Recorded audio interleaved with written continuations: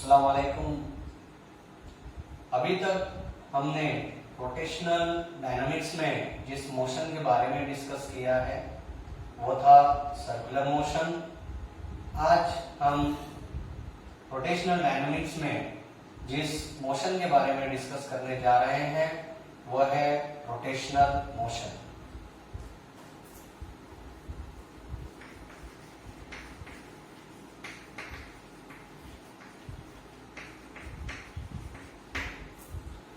When we are saying that the body is performing a rotational motion, so here we would like to say that body is a rigid body.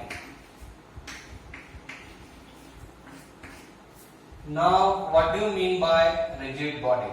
For example, see here, this is a body in which so many different particles are situated at different position. All these particles can exert the force on each other, that is to be called as the internal force. When we apply the external force on that body, even though we are applying the external force on that body, the distance between the two particles, whatever may be, you can select any two particles, the distance between the two particles, they do not change. So such a body, it is called as a rigid body. When we are going to discuss the rotational motion of a body, then it is nothing but it is a rigid body. Remember this one. When we are saying that a body, here it is a rigid body, therefore it is also to be called as a rigid body dynamics also. ठीक है? तो यहाँ पे जो body rotational motion perform करेगा वो body कैसा रहेगा? रिजिड बॉडी रहेगा। रिजिड बॉडी यानी क्या? ऐसा बॉडी जिस पर एक्सटर्नल फोर्स अगर हम लगाते हैं तब भी उसके पार्टिकल्स के दरमियान का डिस्टेंस चेंज नहीं होता है, तो ऐसे बॉडीज को रिजिड बॉडीज कहेंगे। So we are familiar so many rigid bodies. Now when we are going to discuss the rotational motion, then it is necessary to understand what do you mean by moment of inertia.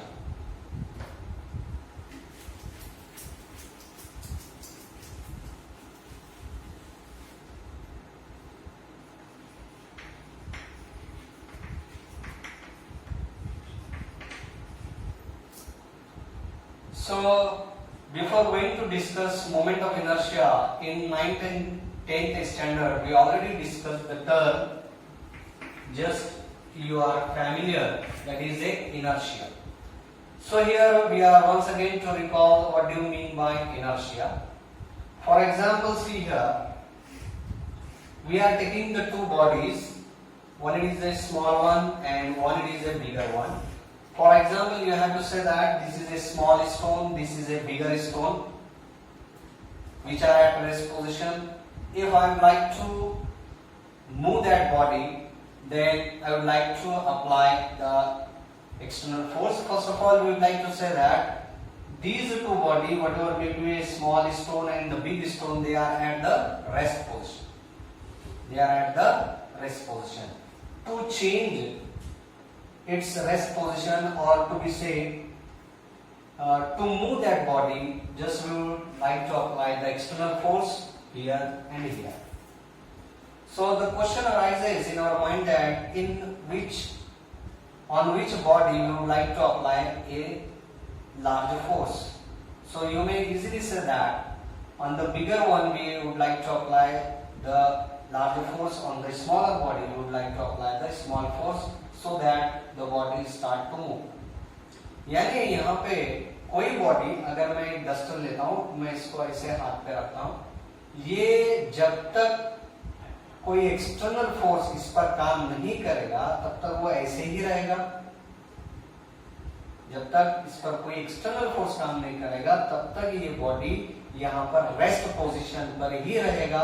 अगर मैं इसके ऊपर external force लगाता हूँ तो तब इसका जो रेस्ट पोजीशन है वो यहाँ पे जो बॉडी है वो क्या करना पड़ेगा, वो बॉडी जो है क्या करना शुरू करेगा, रेस्ट पोजीशन से मूव करना शुरू करेगा। ठीक है? अब यहाँ पे मैंने दो बॉडीज लिए, दोनों भी रेस्ट पोजीशन पे, तो ये रेस्ट पोजीशन पर क्यों है? क्योंकि उनके पास क्या है? इनर्शिया है। Due to the inertia they are at rest position. यानी हर एक बॉडी के पास क्या होता है, इनर्शिया होता है। तो वो इनर्शिया की वजह से अगर कोई बॉडी रेस्ट पे है तो रेस्ट पे रहेगा। उसी तरीके से अगर कोई बॉडी, फॉर एग्जांपल ये जो डस्टर है, अगर ये यूनिफॉर्म मोशन परफॉर्म कर रहा है तो ये क्या करता रहेगा, यूनिफॉर्म मोशन परफॉर्म करता रहेगा unless and until the external force act on it. समझ में आई बात? तो कोई भी बॉडी यूनिफॉर्म मोशन परफॉर्म कर रहा है तो इसका मतलब क्या है, उसके ऊपर जब तक कोई एक्सटर्नल फोर्स नहीं लगेगा तो वो उसी तरीके से यूनिफॉर्म मोशन परफॉर्म करता रहेगा।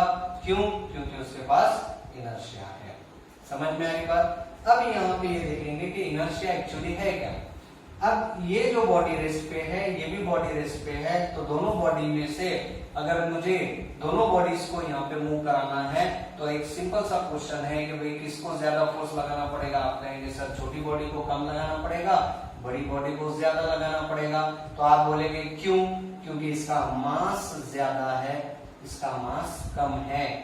तो इसका मतलब क्या है, यहाँ पे इस बॉडी पे काम करने वाला inertia it is nothing but its mass, और यहाँ पर भी जो काम करने वाला इनर्शिया है it is nothing but its mass. यानी मास ज्यादा है तो इनर्शिया ज्यादा रहेगा। अब जब रेस्ट पोजीशन में किसी बॉडी के पास इनर्शिया ज्यादा है, बड़ा स्टोन है, बड़ा पत्थर है, उसको शिफ्ट करना है, उसको यहाँ पे मूव करना है तो उसको ज्यादा फोर्स लगाना पड़ेगा। ये छोटा है तो इसको कम फोर्स लगाना पड़ेगा क्योंकि इसका मास कम है। मास कम है यानी इसका इनर्शिया भी क्या हो गया, कम। ये मास ज्यादा है तो इसका इनर्शिया क्या हो गया, ज्यादा। इसी तरीके से अगर हम यूनिफॉर्म मोशन करते हुए दो व्हीकल्स यहाँ पे लेते हैं, फॉर एग्जाम्पल एक ट्रक है और एक छोटी कार है, तो यहाँ पर ट्रक और कार दोनों यूनिफॉर्म मोशन परफॉर्म कर रहे हैं। तो दोनों के यूनिफॉर्म मोशन को अगर हमको यहाँ पे रोकना है तो कौन से व्हीकल पर हमको ज्यादा फोर्स लगाना पड़ेगा? तो आप बिल्कुल कहेंगे सर ट्रक बड़ा है, उसका मास ज्यादा है तो उसके ऊपर ज्यादा फोर्स लगाना पड़ेगा। हालांकि दोनों यूनिफॉर्म मोशन परफॉर्म कर रहे हैं। और कार का मास कम है तो उसके ऊपर आपको फोर्स क्या करना पड़ेगा, कम लगाना पड़ेगा क्योंकि उसका मास कम है। यानी यहाँ पर कोई बॉडी अगर रेस्ट पे है तो वो रेस्ट पे रहेगा unless and until the external force act on it. और उसी तरीके से कोई बॉडी यूनिफॉर्म मोशन परफॉर्म कर रहा है तो वो यूनिफॉर्म मोशन परफॉर्म करता रहेगा unless and until the external force acts on it in case of the translatory motion. तो यहाँ पे जब ट्रांसलेटरी मोशन हम डिस्कस कर रहे हैं तो यही हमने पढ़ा है Newton's first law of motion में। तो यहाँ पर आई hope so you understand what do mean by inertia. The inertia it is indirectly nothing but the mass of the body. ठीक है, समझ में आया? अब हम मोमेंट ऑफ इनर्शिया अभी हम यहाँ पे डिस्कस करेंगे। तो मोमेंट ऑफ इनर्शिया जब हम डिस्कस करेंगे तो सिर्फ मास से काम नहीं चलेगा बॉडी के डिफरेंट पार्टिकल्स के, बल्कि वो बॉडी के different particles axis of rotation से कितना दूर डिस्ट्रीब्यूटेड है उस परपेंडिकुलर डिस्टेंस को भी आपको कंसिडर करना पड़ेगा। तो अब यहाँ पे देखिएगा एक सिंपल सा डायग्राम मैं यहाँ पे आपको निकालता हूँ। ये यहाँ से अगर आपका एक्सिस ऑफ रोटेशन पास हो रहा है, यहाँ पे आपका बॉडी का पहला पार्टिकल है जिसका मास m1 है, जो कि यहाँ से परपेंडिकुलर डिस्टेंस कितना है, इसका m1 है, इसका r1 डिस्टेंस है m1, उसका मास है, पहले नंबर पार्टिकल का मास m1 है, उसका डिस्टेंस r1 है from the axis of rotation जिसको हम परपेंडिकुलर डिस्टेंस कहते हैं। यहाँ पे दूसरा पार्टिकल है, यहाँ पे दूसरा पार्टिकल है जिसका परपेंडिकुलर डिस्टेंस यहाँ पे कितना है, यहाँ पे r2 है। ऐसे ही अगर हम अगला पार्टिकल लेते हैं m3 तो इसका perpendicular distance from the axis of rotation, axis of rotation यानी ये एक्सिस ऑफ रोटेशन ये ऐसे जा रहा है, बॉडी ऐसे रोटेट करेगा या ऐसे रोटेट करेगा। और लास्ट में अगर हम यहाँ पे लेते हैं mn number of particle that is rn, mn number of particle that is rn। तो एक्सिस ऑफ रोटेशन इस O पॉइंट से पास हो रहा है और ये डिफरेंट बॉडी के, रिजिड बॉडी के डिफरेंट पार्टिकल्स हैं जिनके मासेस अलग अलग परपेंडिकुलर डिस्टेंस से यहाँ पे सिचुएटेड है from the axis of rotation. तो यहाँ जब हम मोमेंट ऑफ इनर्शिया इस पूरे बॉडी का जब हम निकालना चाहते हैं तो हम कैसे निकालेंगे? That is very simple, m1 r1 square plus m2 r2 square plus m3 r3 square plus dash dash dash up to the nth number of particles, that is mn rn square. Just you are getting capital I. Capital I moment of inertia को represent करने के लिए इस्तेमाल किया जाता है। तो यहाँ पे अगर आप तवज्जो दे रहेंगे, इसको एक स्टैंडर्ड इक्वेशन के फॉर्मेट में अगर आप लिखना चाहते हैं, summation i is equal to 1 up to the n, that is mi ri square, that is the standard formula for moment of inertia. तो अगर कोई बॉडी के डिफरेंट पार्टिकल्स हैं, यहाँ पे m1 m2 m3 up to the m number of particle, they are situated at different distances from the axis of rotation, and these distances are to be called as the perpendicular distance from the axis of rotation. तो ये distances आपको नजर आ रहे हैं। तो यहाँ पर जब इस बॉडी का मोमेंट ऑफ इनर्शिया निकालेंगे तो उसका फार्मूला सिंपल सा एक आपके सामने क्या आएगा, I इज इक्वल टू, जैसे कि हमने पहला पार्टिकल, दूसरा पार्टिकल, तीसरा पार्टिकल ये कंसिडर करते हुए निकाला, तो मोमेंट ऑफ इनर्शिया बेसिकली दो चीजों पे डिपेंड है, एक तो mass of that particle and its square of the perpendicular distance from the axis of rotation. पहला पार्टिकल है m1, उसके मास पे डिपेंड रहेगा और उसका परपेंडिकुलर डिस्टेंस के स्क्वायर पर डिपेंड रहेगा। यानी इस इक्वेशन को देखते हुए, इस मोमेंट ऑफ इनर्शिया के इक्वेशन को देखते हुए हम मोमेंट ऑफ इनर्शिया का एक सिंपल सा स्टेटमेंट यहाँ पे हम बनाते हैं। वो स्टेटमेंट क्या होगा, देखिएगा, the moment of inertia of a body about a axis of rotation, देखिएगा मैं क्या बता रहा हूं, the moment of inertia of a body about a axis of rotation is the sum of, ये समेशन जो हमने लिया, इज द सम ऑफ, किसका सम?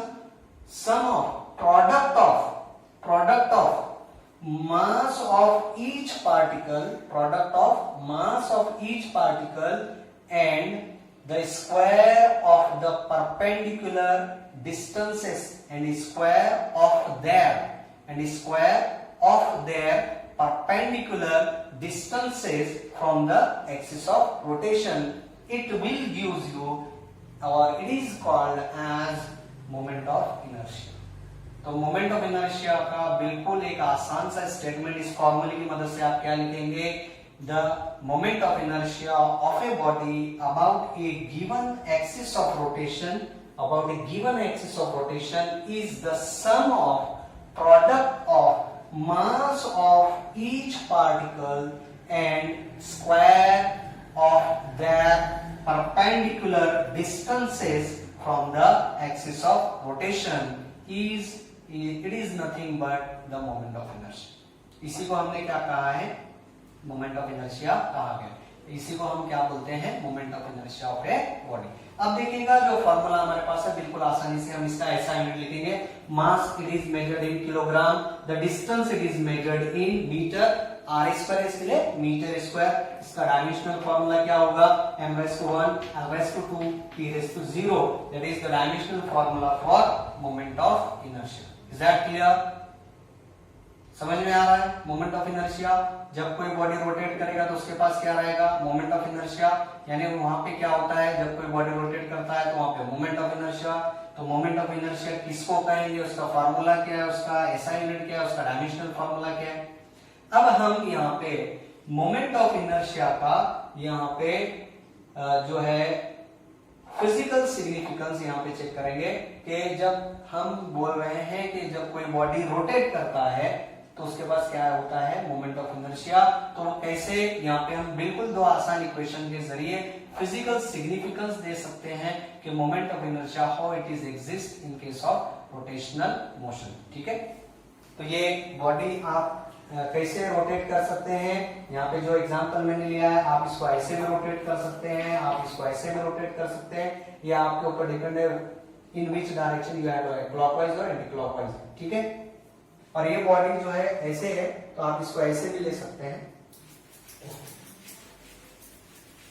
फिजिकल सिग्निफिकेंस कैसे आएगा देखिएगा, फिजिकल सिग्निफिकेंस तो आप एक सिंपल से दो इक्वेशंस लेंगे, F is equal to ma और रोटेशनल मोशन के लेंगे torque is equal to I alpha. ये जो इक्वेशन है रोटेशनल मोशन का, आगे जब हम जाएंगे इस टॉपिक में तो वहां पे हम ये प्रूव करने वाले हैं कि जब कोई बॉडी रोटेट करता है तो उसका torque is equal to I alpha होगा। ये हम आगे जाकर प्रूव करने वाले हैं। अभी फिलहाल यहाँ पे आप डायरेक्टली यहाँ पे हम ले रहे हैं। तो ये हो गया ट्रांसलेशनल मोशन के लिए, ये हो गया रोटेशनल मोशन के लिए। ठीक है, तो यहाँ पे जो F होगा in case of the translatory motion, it is analogous with respect to the torque in the rotational motion.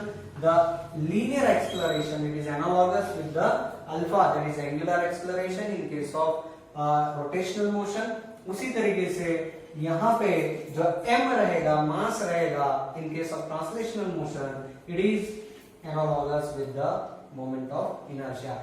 In this simple way, by comparing two equations, we may give the physical significance of the moment of inertia. So I hope so you understand very clearly what do you mean by moment of inertia. Okay, तो जब कोई body rotate करता है तो वहां पे क्या होगा, मोमेंट ऑफ इनर्शिया। ठीक है, अभी हम दूसरे पॉइंट की तरफ जाएंगे, what do you mean by radius of gyration.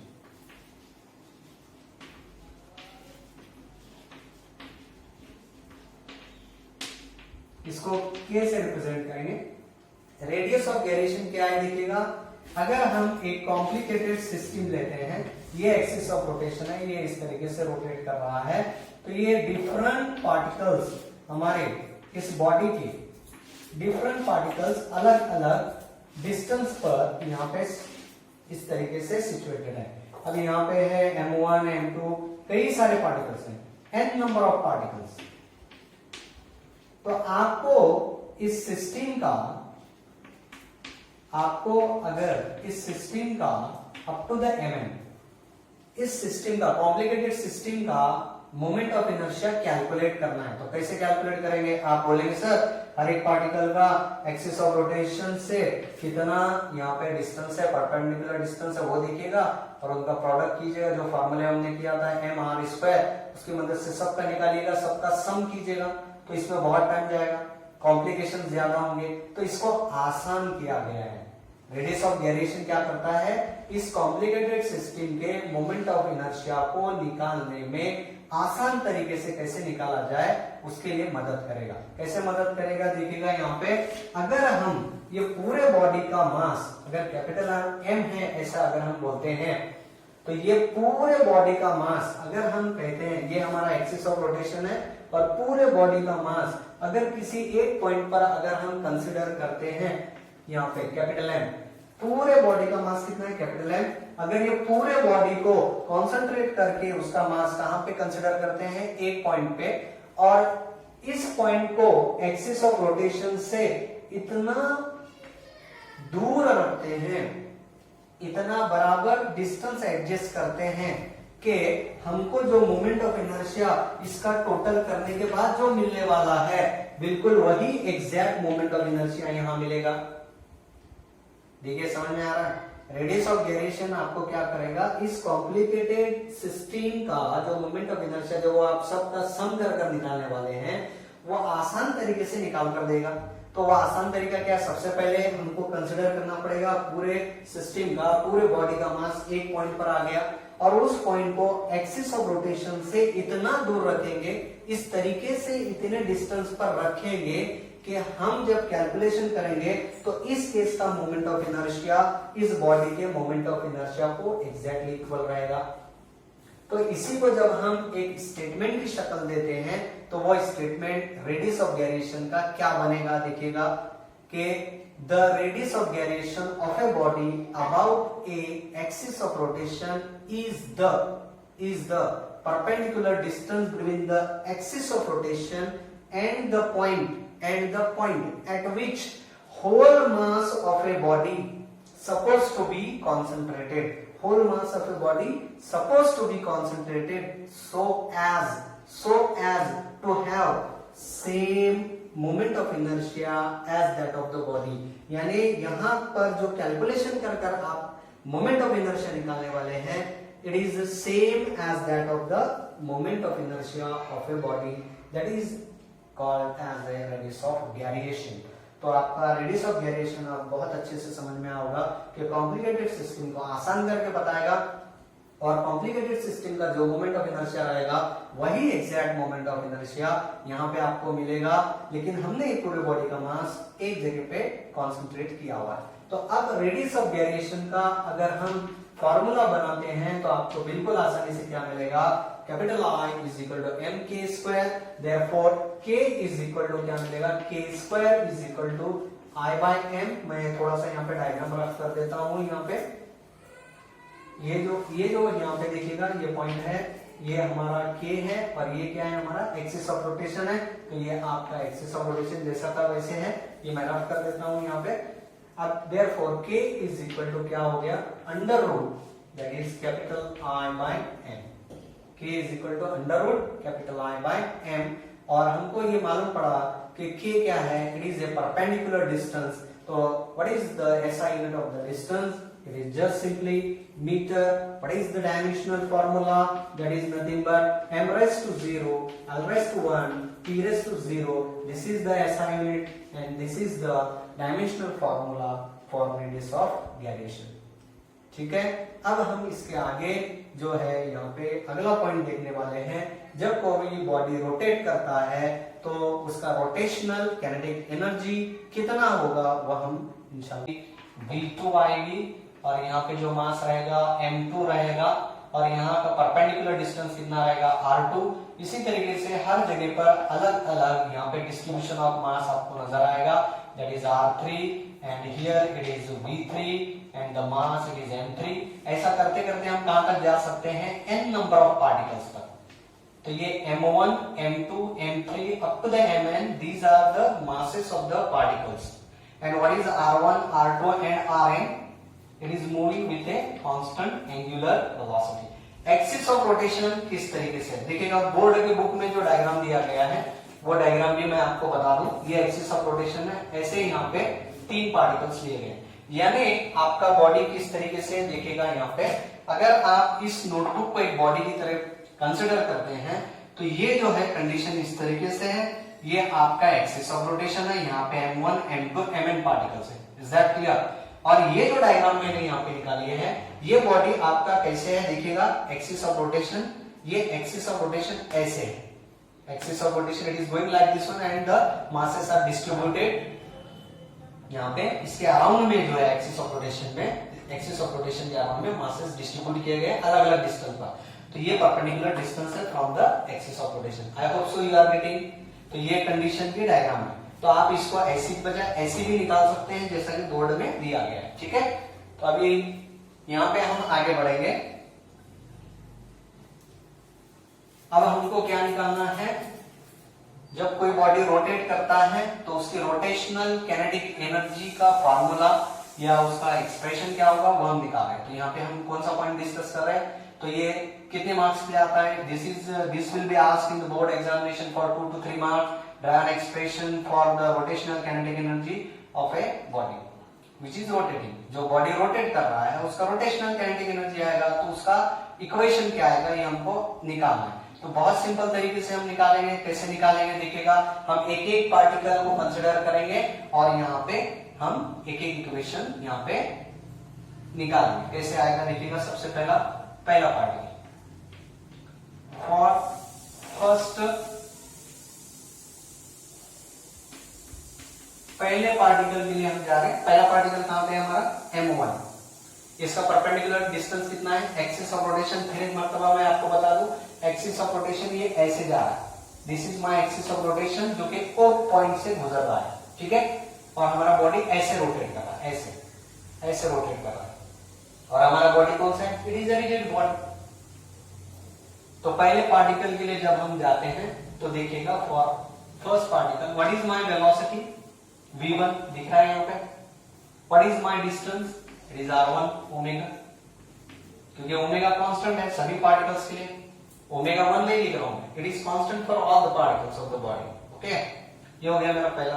तो मेरा kinetic energy for first particle, तो मैं यहाँ पे लिखूंगा kinetic energy for first particle कितना है, काइनेटिक एनर्जी फॉर फर्स्ट कितना आएगा, very simple, 1/2 mv1 square. Basic formula हमको मालूम है, what is the kinetic energy formula, 1/2 mv1 square. तो किनेटिक एनर्जी का फॉर्मूला क्या हुआ? Kinetic energy for first particle it is equal to 1/2। अब देखिएगा पहला पार्टिकल है तो यहाँ m की जगह क्या आएगा? फर्स्ट पार्टिकल m1, तो m1 v1 स्क्वायर, तो v1 का वैल्यू कितना है?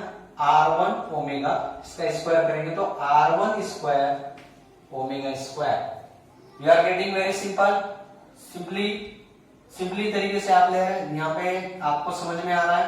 देखिएगा पहले हमने क्या किया? Basic formula v is equal to r omega. जब पहला पार्टिकल है तो ये 1 यहाँ ओमेगा 1 नहीं करना है, क्यों? क्योंकि it is constant for all the particles.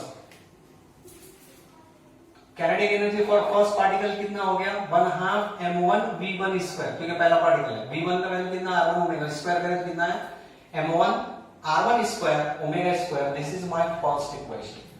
अब जो फर्स्ट इक्वेशन हमको मिलती है बिल्कुल उसी तरीके से आप लॉजिकली आप जो है next particle second, third, fourth up to the end आप आसानी से निकाल सकते हैं। तो उम्मीद है आप मेरे साथ साथ यहाँ पे आप इक्वेशंस यहाँ पे लिख रहे रहेंगे, तो आप जल्दी से अभी आप लिखेंगे, ऐसी उम्मीद है। सेकंड पार्टिकल के लिए क्या आएगा?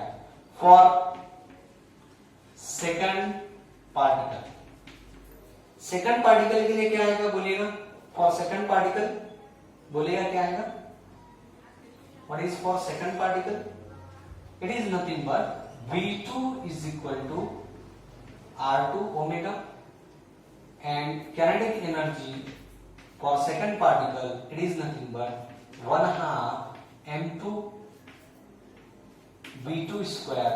Therefore what is kinetic energy for second particle? Kinetic energy for second particle it is nothing but 1/2 m2 r2 square omega square. Equation number 2।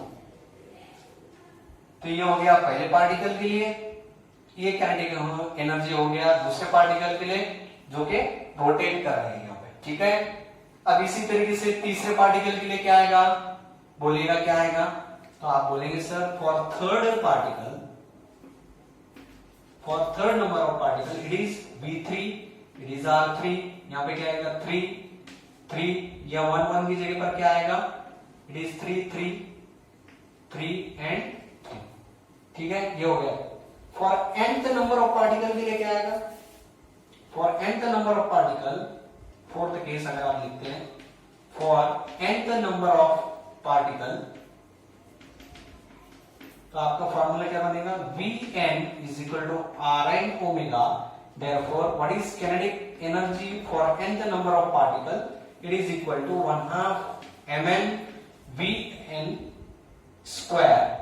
तो आपका kinetic energy for nth number of particle it is 1/2 mn Rn square omega square. That is your equation number 4.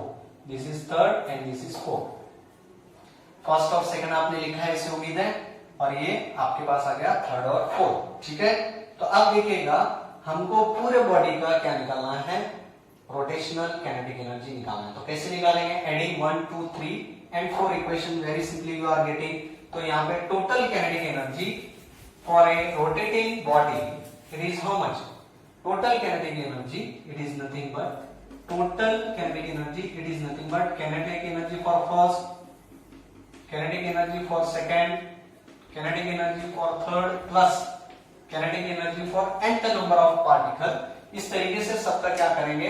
Addition करेंगे, तो आपको क्या मिलेगा? The total kinetic energy for a rotating body it is equal to 1/2 m1 r1 square omega plus 1/2 m2 r2 square omega, बराबर है क्या? देखिए omega square, then plus 1/2 m3 r3 square omega square plus 1/2 m3 mn rn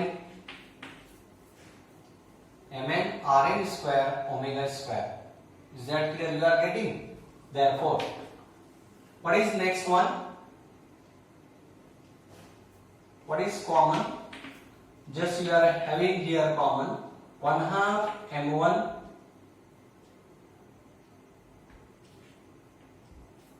देखिएगा common क्या आएगा? 1/2 omega square common आएगा, bracket में क्या आएगा, M1 R1 square plus M2 R2 square plus M3 R3 square plus, ऐसा करते करते कहां तक जा सकते हैं आप, plus dash dash dash up to Mn Rn square. तो आप यहाँ पे एक्चुअली यहाँ पे जो मैंने लिखा है ये स्टेप आप यहाँ पे dash dash dash up two plus, यहाँ पे इस तरीके से ये कंटिन्यू है, यहाँ पे जगह नहीं है इसके लिए मैंने यहाँ पे लिखा है plus dash dash dash dash plus Mn Rn square. So what is this one, ये हमने स्टार्ट में डेफिनेशन में देखा है मोमेंट ऑफ इनर्शिया के अंदर कि मोमेंट ऑफ इनर्शिया जब हम निकालते हैं तो मोमेंट ऑफ इनर्शिया का यहाँ पे इक्वेशन क्या है, it is just simply it is nothing but 1/2 omega square, that is मैंने आपको इक्वेशन बताया था डायरेक्टली, तो उसका यहाँ पे सॉल्यूशन आ रहा है कि मोमेंट ऑफ इनर्शिया का इक्वेशन कैसे आया, उसका सॉल्यूशन है यहाँ पे I is equal to 1 and that is nothing but mi ri square, mi ri square, क्योंकि मोमेंट ऑफ इनर्शिया के लिए ऐसी डायग्राम हमने निकाली थी स्टार्ट में जब हमने शुरुआत किया था, मैंने वहां पे आपको डायरेक्टली फार्मूला बताया था कि moment of inertia is equal to summation i is equal to 1 up to n mi ri square। तो ये कैसे आया, तो आप ये मैथमेटिकल स्टेप वहां पे आप लिख सकते हैं उसके सॉल्यूशन के लिए, ठीक है। तो इस तरीके से kinetic energy is equal to 1/2 omega square bracket summation I is equal to 1 से स्टार्ट होगा अप टू n लिमिट, ये आपको हो गया। तो ये ब्रैकेट आपको क्या देगा, मोमेंट ऑफ इनर्शिया देगा, तो इसीलिए आपने लिखा है यहाँ पे kinetic energy is equal to 1/2, ये ब्रैकेट क्या है, मोमेंट ऑफ इनर्शिया डेफिनेशन के हिसाब से omega square. So this is my kinetic energy for a rotating body, kinetic energy for a rotating body, यानी जब कोई बॉडी रोटेट करता है तो उसका काइनेटिक एनर्जी कितना होगा। तो आपको मालूम है कि जब ट्रांसलेटरी मोशन है तो वहां पे काइनेटिक एनर्जी का फार्मूला 1/2 mv स्क्वायर, तो m रिप्लेस होकर यहाँ पे क्या आ गया I, और यहाँ पे रोटेशनल मोशन है इसके लिए v स्क्वायर की जगह क्या आ गया ओमेगा स्क्वायर। तो इस तरीके से रोटेटिंग काइनेटिक एनर्जी का फॉर्मूला हमारे पास क्या मिला, 1/2 I ओमेगा स्क्वायर, ठीक है। तो आज के लेक्चर के लिए इतना काफी है, इंशाल्लाह इसके आगे के points we will see in our next lecture.